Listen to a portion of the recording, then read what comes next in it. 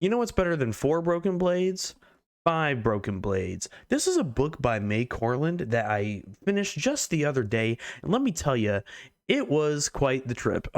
Now, first off, first impressions is this book I would buy instantly. I didn't have to buy it. Shout out to my mom for getting it for me for my birthday, but it is so beautiful. This cover is absolutely insane. The like art piece on the side of the book is really really cool, and then you take the sleeve off, so like the inside, oh my gosh, there's cool art on the inside cover. And then look at this. Oh my gosh, I'm like, throw the sleeve away. I want this is like, they have the moons, they have the crown of the king of Yusan. Anyways, let's get to talking about, I mean, obviously the book is gorgeous, but how does it read? Is it actually a good book to read? And it got me started off pretty good. Like the hook started and I was like, oh, this is kind of interesting. It's a multiple POV book, and the setting is inspired by Korean mythology, which I'm like, I heard that premise, I'm like, I'm freaking down. This sounds really really cool. um but there's 6 different POVs, and let me tell you, the first part of the novel is, in my opinion, a bit of a slog to get through, because I'm enjoying all the different characters, but they are not interacting with all the other ones yet. And so, like, some of my favorite characters didn't even meet until halfway through the book, you know? Um, Now, I think that May Corland does a really good job of like slow dripping information and world building about like the plot and things.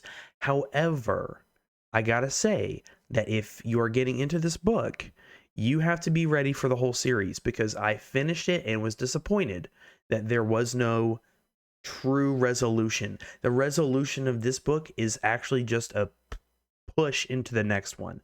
Um, and so that was actually disappointing for me. Around halfway through, my mom was listening to the book while I was reading it, and she's like, I got about halfway through and I wasn't about it. I would encourage you, if, because like I said, the first part of the book is a little bit slower, but once they all finally meet and the plot really starts to progress, I was like, I was hooked. I was like, finally, I'm in it. I will finish this book. And um, let me say, I mean, the action is really really cool. The settings are very interesting. I like the magic system, sort of. There's no real magic. It's very gritty, and it says in the inside thing, like, what is it? Let the best liar win. All these characters have something to hide, and they're not afraid to let you, the reader, know that they don't trust anybody else. Mostly with good reason. However, there is a lot of navel gazing, I would say. The characters think a lot to themselves. And this, even, I've been listening to the second book because, I mean, I had to commit to the whole series after reading the first one. And that doesn't necessarily get better. If you don't mind just like the internal monologue of all 6 of these characters, then it's fine. However, like, not all characters are created equal, okay? Not all of them are created equal. Eri and Royo they're my favorites. I enjoy them. Mikhail is a close third. Sora as a character is nice, but I find her mostly uninteresting. And then Ewan, I just want to punch in the face at any moment. He is so frustrating to deal with and is kind of a scumbag. The deal is that all of these people are supposed to be mean in and of their own right. However, I mean, some of them just got dealt a bad hand in life. But the prince, that guy sucks, all right? That guy kind of sucks. Anyways, I didn't want to spoil the book, but they're all recruited for a specific job. They need to steal something in order to kill someone, and it is pretty cool. It's a pretty cool premise of the plot. But I was a little bit let down at the end. What would I rate this book? I would probably give it like 6.5 out of 10. I didn't not enjoy it. I mean, I finished it. It wasn't a DNF. I liked reading it, and gosh, it's gonna look beautiful on my bookshelf. But I don't know if it's one that I would ever return to. It's probably just a one and done for me. And so for that, I'll 6.5. I think that if it was just slightly better, it's just missing a little bit of something, a little something, something that can take it to the next level. Um, and I really think maybe that is just less navel gazing and more um, showing and not telling. I don't want my main characters to tell me exactly how they're feeling at all times, because like there's a bajillion instances in this book where, oh yeah, and then, oh my gosh, I hate him, but he's so hot. Or like, I can't trust her, but God, look at those legs. Like, you know what I mean? It's a little bit, and it's not even just the horniness. It's also just like the constant show me why you don't trust her.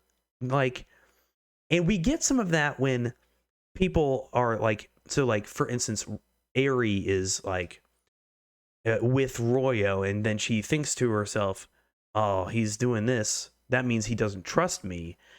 That's okay. Like, there is a bit of showing that way, but there's not like a whole lot of, when the character is narrating, there is no necessarily showing on their end, I feel like, because we are just getting complete internal monologue the whole time. Now, just comparing it to what I am writing currently, mine is a single POV, but is also like present tense. However, I feel like I do a lot less just internal monologue throughout. But maybe, but reading this book has made me very hyper analytical of that. So I'm glad I read this book, even just to be like, just knowing that that's not what I necessarily want for my own book. I mean, it's been helpful. So shouts out to Mai Corland for that. When it comes to the Korean stuff, I wish that it could have leaned a little bit more into that. I think that there is some, now I'm not super culturally knowledgeable about Korean culture, but I feel like maybe it could lean into it even more, because I don't want just like some random fantasy city, or fantasy country, and obviously the names are very Korean, or things along that nature, like what they eat in the book, and some of their not fairy tales, but they're like gods and goddesses, I assume, follow that mostly. However, I mean, if I'm reading this book, I'm not reading, the setting could be so much better than what I feel like we are given, besides just like, and this is unrelated, but this is second book stuff where it's like, all right, we're in this town now, and they have the same things as the last town did, and then there's not even a whole lot of progression in up here, because everything just kind of looks the same. I don't know, just a thought. But I feel like I went in on this book and I didn't really mean to go so hardcore, because it actually was a blast. I really, really liked it. Yeah, 6.5 out of 10. Keep turning those pages. Deuces. Bye.